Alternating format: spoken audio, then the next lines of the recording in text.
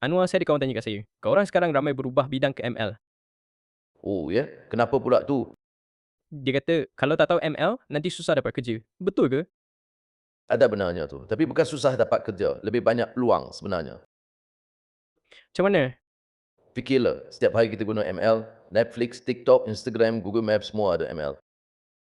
Bank pun guna ML untuk detect fraud, hospital guna ML untuk diagnose penyakit. Rupanya ML dah meratalah tempat. Demand untuk ML skills tinggi. Data scientist, ML engineer, AI researcher, Gaji bagus ke? sangat bagus. Tapi jangan ambil saya janji, check kat Jobstreet. Entry level data scientist boleh dapat 5 sampai 7 ribu sebulan. Serius? Saya pun boleh ke? Boleh, asalkan sanggup dalam programming, rajin belajar ML, bolehlah buat transition.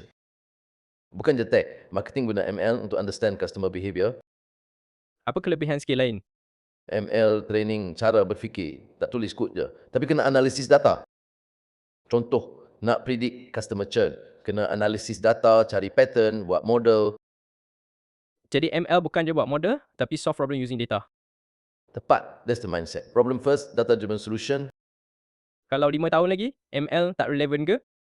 ML akan jadi macam basic programming. Dah, memang bukan optional lagi. Sekarang dah ada AI code assistance, tapi masih perlu orang yang faham MLL. Oh, saya faham. ML penting untuk career dan future proof. Betul. Mulakan sekarang, start dengan basic, practical, project based. Boleh start dengan mana dulu? Esok kita terus belajar pasal features and labels, bahan penting untuk ML. Okey, jumpa esok. Bye dan jangan lupa practice.